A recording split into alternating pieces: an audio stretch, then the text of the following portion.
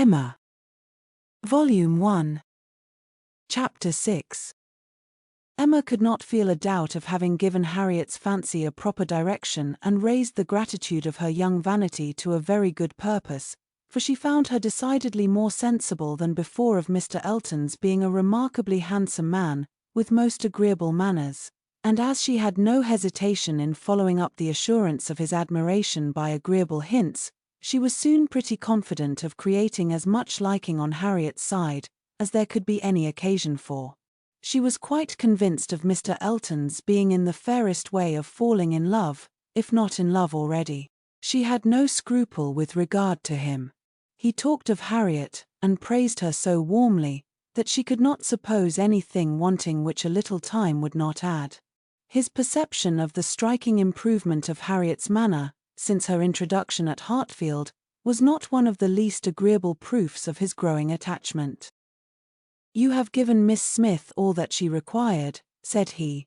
"You have made her graceful and easy. She was a beautiful creature when she came to you, but, in my opinion, the attractions you have added are infinitely superior to what she received from nature. I am glad you think I have been useful to her, but Harriet only wanted drawing out, and receiving a few, very few hints. She had all the natural grace of sweetness of temper and artlessness in herself. I have done very little." "If it were admissible to contradict a lady," said the gallant Mr. Elton, "I have perhaps given her a little more decision of character, have taught her to think on points which had not fallen in her way before." "Exactly so, that is what principally strikes me. So much superadded decision of character. Skillful has been the hand. Great has been the pleasure, I am sure. I never met with a disposition more truly amiable." "I have no doubt of it." And it was spoken with a sort of sighing animation, which had a vast deal of the lover. She was not less pleased another day with the manner in which he seconded a sudden wish of hers, to have Harriet's picture. "Did you ever have your likeness taken, Harriet?" said she. "Did you ever sit for your picture?" Harriet was on the point of leaving the room, and only stopped to say, with a very interesting naivete, "Oh dear, no, never." No sooner was she out of sight, than Emma exclaimed, "What an exquisite possession a good picture of her would be! I would give any money for it. I almost long to attempt her likeness myself. You do not know it, I dare say, but 2 or 3 years ago I had a great passion for taking likenesses, and attempted several of my friends, and was thought to have a tolerable eye in general. But from one cause or another, I gave it up in disgust. But really, I could almost venture, if Harriet would sit to me. It would be such a delight to have her picture." "Let me entreat you," cried Mr. Elton, "it would indeed be a delight. Let me entreat you, Miss Woodhouse, to exercise so charming a talent in favor of your friend. I know what your drawings are. How could you suppose me ignorant? Is not this room rich in specimens of your landscapes and flowers, and has not Mrs. Weston some inimitable figure pieces in her drawing-room at Randall's?" "Yes, good man," thought Emma, "but what has all that to do with taking likenesses? You know nothing of drawing. Don't pretend to be in raptures about mine. Keep your raptures for Harriet's face. Well, if you give me such kind encouragement, Mr. Elton, I believe I shall try what I can do. Harriet's features are very delicate, which makes a likeness difficult, and yet there is a peculiarity in the shape of the eye and the lines about the mouth which one ought to catch." "Exactly so, the shape of the eye and the lines about the mouth. I have not a doubt of your success. Pray, pray attempt it. As you will do it, it will indeed, to use your own words, be an exquisite possession. But I am afraid, Mr. Elton, Harriet will not like to sit. She thinks so little of her own beauty. Did not you observe her manner of answering me? How completely it meant, 'Why should my picture be drawn?' Oh yes, I observed it, I assure you. It was not lost on me. But still I cannot imagine she would not be persuaded." Harriet was soon back again, and the proposal almost immediately made, and she had no scruples which could stand many minutes against the earnest pressing of both the others. Emma wished to go to work directly, and therefore produced the portfolio containing her various attempts at portraits, for not one of them had ever been finished, that they might decide together on the best size for Harriet. Her many beginnings were displayed. Miniatures, half-lengths, whole-lengths, pencil, crayon, and watercolors had been all tried in turn.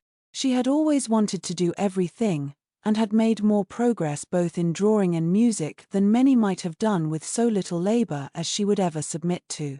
She played and sang, and drew in almost every style, but steadiness had always been wanting, and in nothing had she approached the degree of excellence which she would have been glad to command, and ought not to have failed of.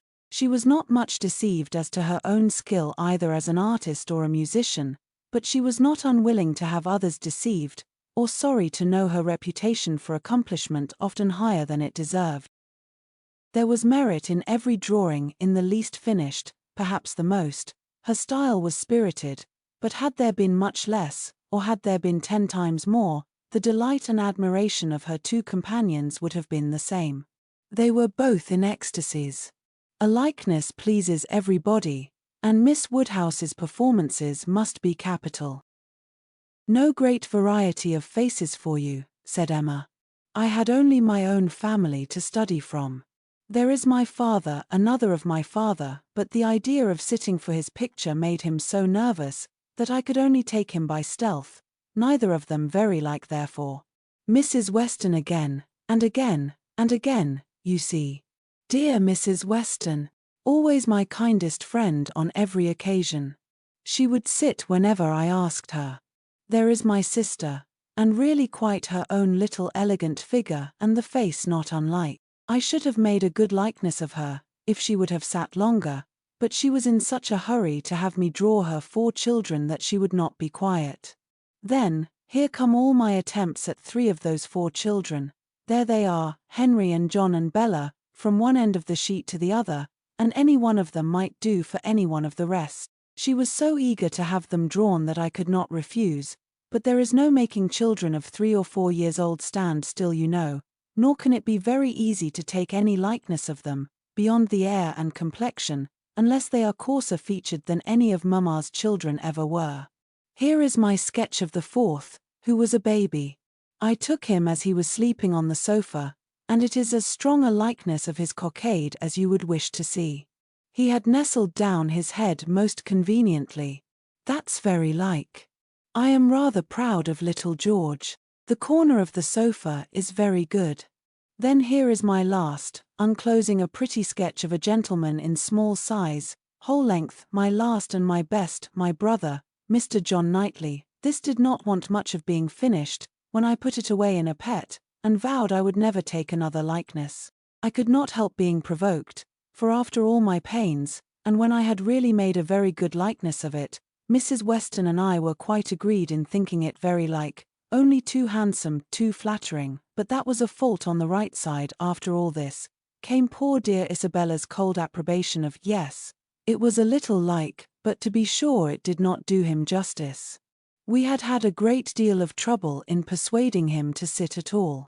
It was made a great favor of, and altogether it was more than I could bear, and so I never would finish it, to have it apologized over as an unfavorable likeness, to every morning visitor in Brunswick Square, and, as I said, I did then forswear ever drawing anybody again.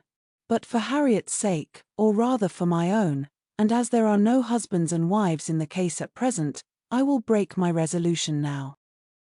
Mr. Elton seemed very properly struck and delighted by the idea, and was repeating, no husbands and wives in the case at present indeed, as you observe. Exactly so. No husbands and wives, with so interesting a consciousness, that Emma began to consider whether she had not better leave them together at once. But as she wanted to be drawing, the declaration must wait a little longer. She had soon fixed on the size and sort of portrait. It was to be a whole length in watercolors, like Mr. John Knightley's, and was destined, if she could please herself, to hold a very honorable station over the mantelpiece. The sitting began, and Harriet, smiling and blushing, and afraid of not keeping her attitude and countenance, presented a very sweet mixture of youthful expression to the steady eyes of the artist. But there was no doing anything, with Mr. Elton fidgeting behind her and watching every touch. She gave him credit for stationing himself where he might gaze and gaze again without offense, but was really obliged to put an end to it, and request him to place himself elsewhere. It then occurred to her to employ him in reading. If he would be so good as to read to them, it would be a kindness indeed. It would amuse away the difficulties of her part, and lessen the irksomeness of Miss Smith's. Mr. Elton was only too happy. Harriet listened, and Emma drew in peace. She must allow him to be still frequently coming to look, anything less would certainly have been too little in a lover, and he was ready at the smallest intermission of the pencil, to jump up and see the progress, and be charmed. There was no being displeased with such an encourager, for his admiration made him discern a likeness almost before it was possible. She could not respect his eye, but his love and his complaisance were unexceptionable. The sitting was altogether very satisfactory. She was quite enough pleased with the first day's sketch to wish to go on. There was no want of likeness, she had been fortunate in the attitude, and as she meant to throw in a little improvement to the figure, to give a little more height, and considerably more elegance, she had great confidence of its being in every way a pretty drawing at last, and of its filling its destined place with credit to them both, a standing memorial of the beauty of one, the skill of the other, and the friendship of both, with as many other agreeable associations as Mr. Elton's very promising attachment was likely to add. Harriet was to sit again the next day, and Mr. Elton, just as he ought, entreated for the permission of attending and reading to them again. "By all means. We shall be most happy to consider you as one of the party." The same civilities and courtesies, the same success and satisfaction, took place on the morrow, and accompanied the whole progress of the picture, which was rapid and happy. Everybody who saw it was pleased, but Mr. Elton was in continual raptures, and defended it through every criticism. "Miss Woodhouse has given her friend the only beauty she wanted," observed Mrs. Weston to him, not in the least suspecting that she was addressing a lover. "The expression of the eye is most correct, but Miss Smith has not those eyebrows and eyelashes. It is the fault of her face that she has them not." "Do you think so?" replied he. "I cannot agree with you. It appears to me a most perfect resemblance in every feature. I never saw such a likeness in my life. We must allow for the effect of shade, you know." "You have made her too tall, Emma," said Mr. Knightley. Emma knew that she had, but would not own it, and Mr. Elton warmly added, "Oh no, certainly not too tall, not in the least too tall. Consider, she is sitting down, which naturally presents a different, which in short gives exactly the idea, and the proportions must be preserved, you know. Proportions, foreshortening. Oh no. It gives one exactly the idea of such a height as Miss Smith's." "Exactly so indeed." "It is very pretty," said Mr. Woodhouse. "So prettily done, just as your drawings always are, my dear. I do not know anybody who draws so well as you do. The only thing I do not thoroughly like is, that she seems to be sitting out of doors, with only a little shawl over her shoulders, and it makes one think she must catch cold. But, my dear papa, it is supposed to be summer, a warm day in summer. Look at the tree." "But it is never safe to sit out of doors, my dear." "You, sir, may say anything," cried Mr. Elton, "but I must confess that I regard it as a most happy thought, the placing of Miss Smith out of doors, and the tree is touched with such inimitable spirit. Any other situation would have been much less in character. The naivete of Miss Smith's manners, and altogether, oh, it is most admirable. I cannot keep my eyes from it. I never saw such a likeness." The next thing wanted was to get the picture framed, and here were a few difficulties. It must be done directly, it must be done in London, The order must go through the hands of some intelligent person whose taste could be depended on, and Isabella, the usual door of all commissions, must not be applied to, because it was December, and Mr. Woodhouse could not bear the idea of her stirring out of her house in the fogs of December. But no sooner was the distress known to Mr. Elton than it was removed. His gallantry was always on the alert.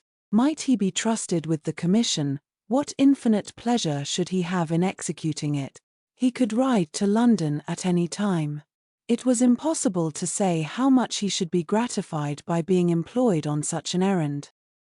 He was too good, she could not endure the thought she would not give him such a troublesome office for the world, brought on the desired repetition of entreaties and assurances, and a very few minutes settled the business. Mr. Elton was to take the drawing to London, choose the frame, and give the directions, and Emma thought she could so pack it as to ensure its safety without much incommoding him, while he seemed mostly fearful of not being incommoded enough. "What a precious deposit," said he with a tender sigh, as he received it. "This man is almost too gallant to be in love," thought Emma. "I should say so, but that I suppose there may be 100 different ways of being in love. He is an excellent young man, and will suit Harriet exactly. It will be an exactly so, as he says himself, but he does sigh and languish, and study for compliments rather more than I could endure as a principal. I come in for a pretty good share as a second. But it is his gratitude on Harriet's account.